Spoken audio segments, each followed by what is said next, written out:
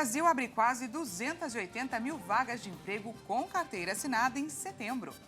Nesse mesmo mês, os reajustes salariais voltaram a repor as perdas com a inflação. E você vai ver também. Senado aprova a proposta que destrava recursos nos estados para ajudar a custear o piso da enfermagem.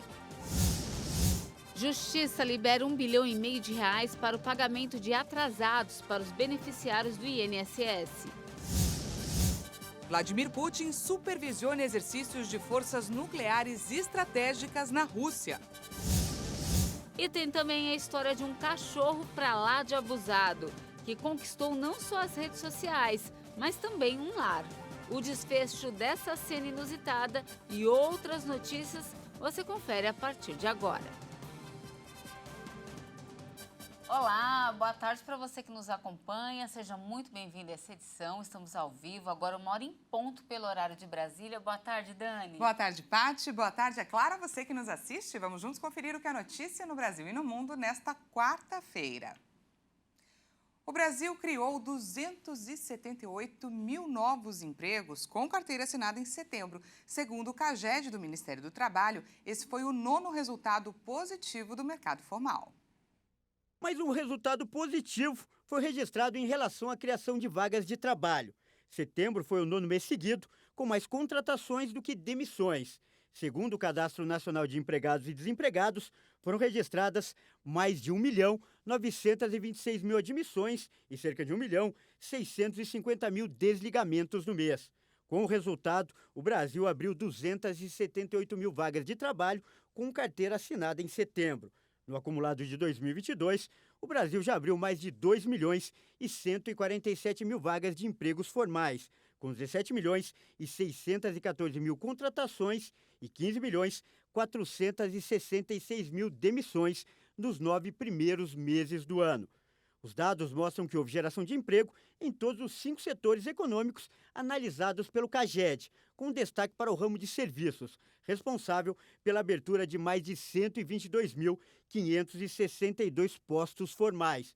O comércio e a indústria vêm na sequência.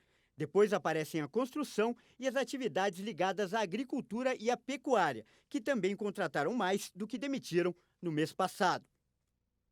De acordo com a Fundação Instituto de Pesquisas Econômicas, setembro foi o melhor mês para reajuste salarial em 2 anos. Apenas 24,9% dos aumentos ficaram abaixo do Índice Nacional de Preços ao Consumidor. A maioria dos reajustes salariais negociados em setembro, cerca de 75,1%, tiveram correção igual ou acima do INPC. Os que ficaram abaixo da inflação representaram 25%, sendo menor marca desde junho de 2020. Os números constam no boletim salariômetro e aponta o INPC, que ficou acumulado nos últimos 12 meses em 8,8%, mesmo índice do reajuste mediano. Em setembro, foram negociados 445 acordos. Cerca de 65% dos reajustes do ano ficam a uma distância de 1 ponto percentual, para mais ou para menos, da inflação calculada pelo IBGE. No período foram feitas 15.336 negociações. O piso salarial médio de setembro ficou em R$ 1.488. Nos últimos 12 meses, o valor médio é de R$ 1.459. Entre os dados divulgados, a FIPE apresenta também a prévia do salariômetro de outubro. A previsão é que o reajuste médio fique em 8,3%, sendo que 65,9% das negociações devem ficar acima do INPC. Até o fechamento do boletim, foram reunidos 85 instrumentos para o cálculo da prévia. Para a database de outubro, a inflação deve ficar em 7,2%. O Senado Federal aprovou a proposta que destrava recursos nos estados para ajudar a custear aquele piso da enfermagem. O projeto segue agora para a sanção presidencial, permite o uso de fundos de saúde represados. Os senadores aprovaram um projeto que libera os estados e municípios a usarem, até o fim de 2023, recursos parados dos fundos regionais de saúde e de assistência social. Com isso, os valores que hoje estão represados devem ser usados para auxiliar os governos locais a custearem o pagamento do piso dos profissionais da enfermagem. Os recursos têm origem nos repasses do Ministério da Saúde.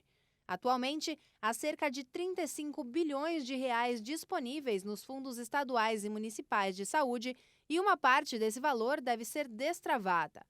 A lei que fixou em R$ 4.750 o valor do piso nacional de enfermeiros dos setores público e privado foi aprovada pelo Congresso Nacional e sancionada pelo Palácio do Planalto.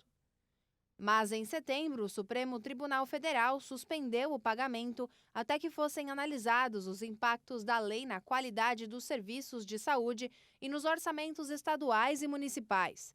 A proposta também destina até R$ 2 bilhões preferencialmente a entidades privadas sem fins lucrativos, que complementam o Sistema Único de Saúde, como hospitais filantrópicos e santas casas. Além do projeto, o Congresso estuda outras alternativas para efetivar o pagamento desse valor mínimo aos profissionais da área. O presidente do Senado, Rodrigo Pacheco, afirmou que a casa vai analisar propostas sobre repatriação de recursos na primeira quinzena de novembro, além de discutir mais medidas. E ainda falando de saúde, o Brasil registrou nesta terça-feira a 8ª morte por varíola dos macacos. O óbito pela doença foi confirmado em Minas Gerais. O caso foi notificado em Minas Gerais. Trata-se de um homem de 33 anos com comorbidade residente em Divinópolis. Ele estava internado em Belo Horizonte e morreu no sábado. De acordo com a Secretaria de Saúde de Minas Gerais, há a suspeita de um quarto óbito por varíola dos macacos ainda em investigação no estado. A varíola dos macacos, também conhecida como monkeypox, foi incluída em setembro na Lista Nacional de Notificação Compulsória de Doença nos serviços de saúde públicos e privados em todo o Brasil. De acordo com o Ministério da Saúde, testes podem ser feitos em 31 laboratórios de referência, sendo que 27 são laboratórios centrais de saúde pública dos estados. Até o momento, o país registra mais de 9.000 casos confirmados da doença. O assunto agora é economia. O mercado financeiro acredita que hoje, na penúltima reunião do ano, o Copom deve manter a taxa de juro básico estável. O Banco Central subiu os juros entre março de 2021 e setembro deste ano para conter a inflação. O Comitê de Política Monetária do Banco Central se reúne nesta quarta-feira para decidir sobre a variação da taxa Selic. A estimativa dos economistas do mercado financeiro é que a taxa básica de juros fique estável em 13,75% ao ano. A decisão deve ser anunciada no início da noite. Em pesquisa com mais de 100 bancos na semana passada, a avaliação dos analistas foi que a taxa Selic deve permanecer nesse patamar até junho de 2023. A previsão é que só então caia meio ponto percentual para 13,25% ao ano. Para o fim do ano que vem, a projeção é de juros em 11,25%. Desde o ano passado, o Banco Central subiu os juros 12 vezes e avançou 11,75 pontos percentuais, o maior e mais longo ciclo de alta em 23 anos. O objetivo do ciclo da alta dos juros, segundo o BC, foi conter as pressões inflacionárias decorrentes da pandemia da Covid. A possível interrupção da alta dos juros acontece em um cenário de desaceleração da inflação, influenciada pelos preços dos combustíveis que caíram, com cortes de impostos sobre os itens essenciais. A Justiça liberou R$ 1,5 bilhão em pagamentos atrasados para os beneficiários do INSS. O valor corresponde à revisão de aposentadorias, auxílios-doença e pensões. O Conselho da Justiça Federal liberou R$ 1,5 bilhão em atrasados para beneficiários do Instituto Nacional do Seguro Social que conseguiram a concessão ou revisão do benefício na Justiça. O dinheiro veio por meio de ações previdenciárias e assistenciais, como revisão de valores de aposentadorias, auxílios-doença, pensões e outros benefícios de mais de 81.600 processos destinados a quase 106 mil pessoas. Para receber o pagamento, o processo precisa ter sido finalizado, sem possibilidades de recursos do INSS, o chamado trânsito em julgado. É preciso ainda que a Justiça tenha concedido a ordem de pagamento, a requisição ou a autuação do processo. O pagamento deve ser feito de acordo com o cronograma dos tribunais regionais federais. A informação do dia em que as contas vão ser efetivamente liberadas para saque deve ser buscada na consulta de requisição de pequeno valor, disponível na página do tribunal responsável. Faltam somente 4 dias para o segundo turno das eleições em todo o país. E uma pesquisa apontou que o interesse do eleitor em participar da escolha dos dirigentes é maior que antes do primeiro turno. Uma pesquisa realizada pelo IPEC mostrou que 84% dos brasileiros disseram estar interessados nas eleições do dia 30. Há uma semana do primeiro turno, esse percentual era menor. O levantamento feito entre os dias 22 e 24 revelou que 64% dos brasileiros afirmaram estar muito interessados nas eleições e 20% disseram ter interesse médio. Cerca de 10% confessaram ter pouco interesse e 6% não ter nenhum. A pesquisa mostrou ainda que quanto maior a renda e o grau de escolaridade, maior o interesse declarado pelas eleições. No primeiro turno, os índices de interessados no processo eleitoral foram menores. E esse índice resultou na maior taxa de abstenção em 24 anos. A abstenção eleitoral no primeiro turno foi de quase 32.800.000 pessoas, ou 21% do eleitorado. Agora, os eleitores que não votaram podem votar nesse segundo turno, mesmo que ainda não tenham explicado a ausência. A justificativa para quem não foi às urnas no dia 2 de outubro precisa ser feita até o dia 1º de dezembro para que o eleitor continue com o título regularizado. Segundo a Justiça Eleitoral, só não pode votar quem faltou e não justificou a ausência em 3 turnos seguidos. Nesse caso, a pendência só pode ser resolvida em novembro, após o segundo turno. Quem não fez a justificativa no dia da eleição pode usar o aplicativo e-Título ou o sistema Justifica da Justiça Eleitoral. É preciso anexar o requerimento de justificativa e a documentação que comprova o motivo da ausência. E antes do intervalo, falamos do tempo. Olha, várias cidades do país têm registrado temporais essa semana. E toda essa chuva tem sido provocada por uma frente fria que não diminui tanto as temperaturas, mas aumenta a umidade, provoca fortes tempestades. Bom, vamos conferir como está o tempo nesse momento em algumas cidades do país. Em Boa Vista, capital de Roraima, o tempo está bem instável. Por enquanto, a cidade registra um calorão de 29 graus, mas muitas nuvens carregadas, como você vê aí na sua tela, já cobrem a região e por isso tem previsão de chuva forte a qualquer momento.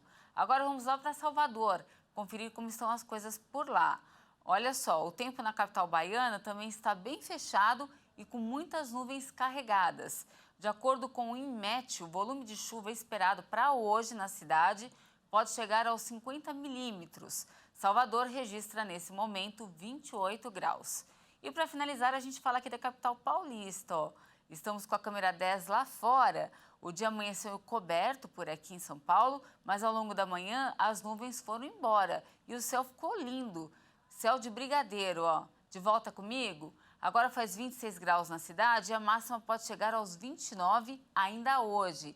Minha dica para você que está nos assistindo é sombra e água fresca.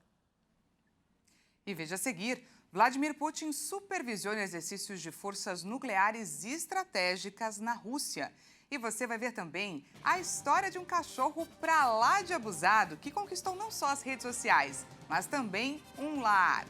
O desfecho é depois do intervalo. Nós voltamos já.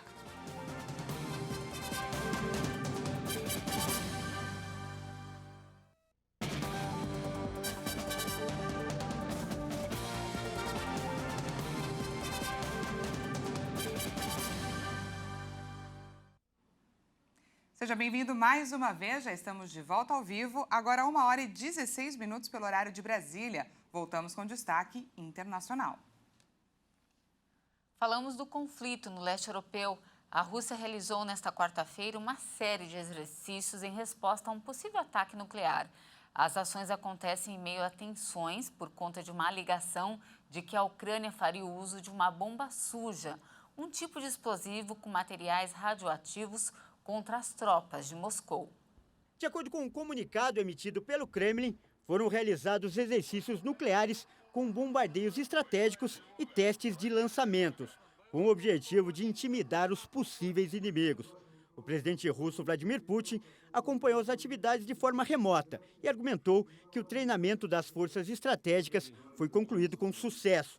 Os exercícios acontecem em meio a uma escalada no conflito, diante da acusação por Moscou de que a Rússia estaria planejando usar uma bomba suja, um explosivo com material radioativo. Uma alegação sem nenhuma prova. Em contrapartida, autoridades ocidentais expressaram a preocupação de que a Rússia é quem está tentada a usar uma arma nuclear tática de baixo rendimento na Ucrânia, com o objetivo de tentar forçar Kiev a se render.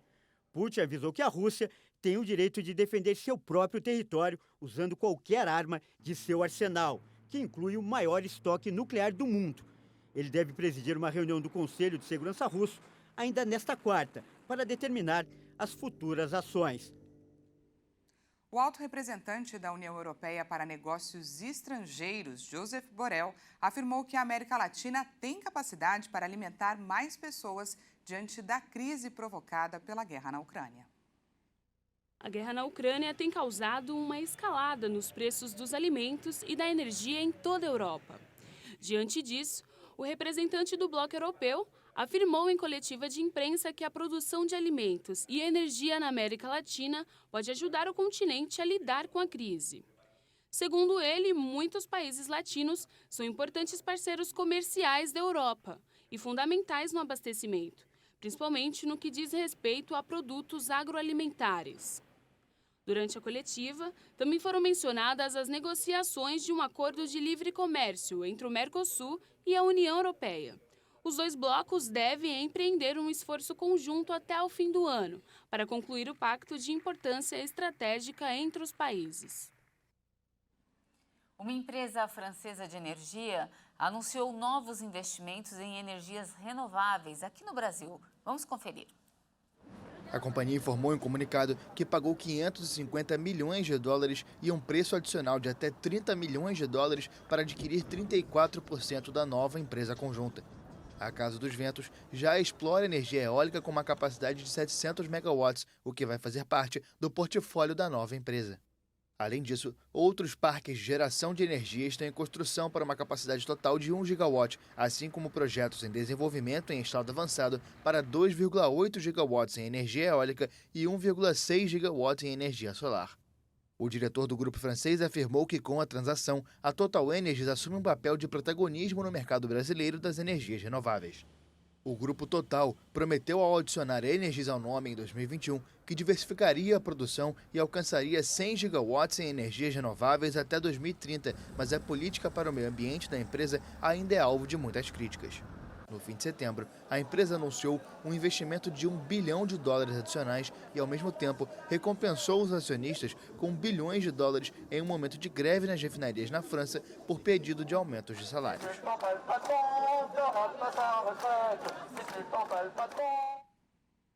Agora vamos falar de esporte. Afinal, nesta terça-feira começou a 34ª rodada do Campeonato Brasileiro. Vamos conferir os destaques. O Palmeiras está cada vez mais perto do título brasileiro. O Verdão foi ao Paraná e ganhou do Atlético Paranaense de virada. Matheus Felipe abriu o placar com um golaço, mas a joia alviverde, Endrick, entrou e fez os gols da virada. Caso o Internacional e o Corinthians não ganhem seus jogos hoje, o Palmeiras será campeão ainda nesta rodada. No Maracanã, o Flamengo recebeu o Santos e ganhou por 3-2 em um jogo cheio de polêmicas. O rubro-negro abriu o placar com um belo gol do centroavante Pedro. O Peixe empatou com Alex de cabeça, mas o Flamengo desempatou com o Marinho e ampliou com a Arrascaeta. Nos acréscimos, o Santos conseguiu diminuir com o Carabarral. E o Flamengo embarca hoje para o Equador para jogar a final da Libertadores contra o Atlético, que vai acontecer no sábado. Bom, já estamos chegando ao fim dessa edição, mas antes, Dani, acho que todo mundo já deve conhecer aquele ditado famoso: o cachorro é o melhor amigo do homem, não é mesmo? E olha, Dani, esse ditado foi comprovado com uma cena inusitada que nós vamos ver agora. Pois é, Paty, essa cena, um cachorro, ele foi adotado após invadir o carro do futuro dono, do futuro tutor. O vídeo, claro, viralizou na internet e deixou a todos uma lição sobre a importância da adoção de dar um lar a quem tanto precisa. Vamos conferir na reportagem da Maria Clara Leite. Ei, vambora? Ei, vem. A cena que viralizou na web foi esta, postada por Douglas Oliveira, o autor do vídeo. Ele conta que cruzou com um cãozinho na porta da cafeteria que gerencia em Sorocaba, no interior de São Paulo, fez um carinho nele e passou a ser perseguido. Só que o mais engraçado é que ele foi atrás de mim, só que ele andava na frente e ele me olhava para trás. Ele me olhava, esperava eu chegar perto dele e continuava. E quando Douglas chegou em seu veículo, Eu abri a porta do carro, quem veio num tiro e entrou? o Banjo, o nome dado ao cãozinho pelo homem que se tornaria seu tutor. Olha a cara do safado. Ei, eu preciso trabalhar. Vambora? Vambora? Depois dessa atitude, o Banjo ganhou o coração do Douglas, que foi logo anunciando a chegada do novo membro à família. Aí eu liguei pra Jéssica, minha esposa, e falei pra ela, ó, pega o carro, eu não vou sair do meu trabalho agora, pega o carro e leva ele pra casa. Aí ela saiu do trabalho dela, pegou o carro e levou ele embora. O casal é apaixonado por pets. O Banjo é o segundo filho adotado. Antes, Douglas e Jéssica adotaram Flor, que, segundo o papai orgulhoso, precisava mesmo de um irmão. E se parecem, né? Todo mundo diz que se parece. Na história do Douglas e do Banjo, foi o cão quem escolheu o seu dono. Mas existe uma série de pets à espera de adoção. E essa conexão entre potenciais tutores e os animaizinhos vem ficando cada vez mais fácil. Pode ser feita, inclusive, por meio de aplicativos de celular. O Na Mosca é um deles. Um nome bem sugestivo, não é mesmo? Porque você acerta na mosca quando você quer procurar um amor. O app está disponível para os sistemas iOS e Android. Basta baixar, seguir as instruções de cadastro e começar o flerte com o futuro pet. A gente conecta de uma forma diferente, vendo o animalzinho que combina com você. O melhor match, que combina com o teu estilo de vida. Tem opções para todos os gostos e necessidades. E o impacto social gerado é gigante. Porque tu tira um animalzinho da rua ao adotar, você ainda libera um espaço para mais um animalzinho para ir para a ONG e tu impacta a sociedade com a conscientização sobre a adoção. O homem que se permitiu ser adotado como tutor recomenda. Peguem, adotem, vão atrás, vão até os lugares, conheçam os cachorros, os lugares que tratam, que cuidam. Porque às vezes você chega num lugar desse, o cachorro vem até você e é uma identificação muito bonita isso.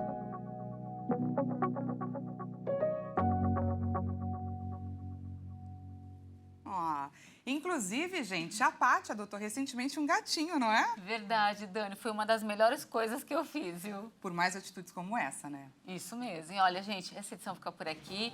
Muito obrigada pela sua companhia, uma ótima tarde para você e até amanhã. Não se esqueça, daqui a pouco o Kleber Werneck chega com mais informações. Uma ótima tarde e até amanhã.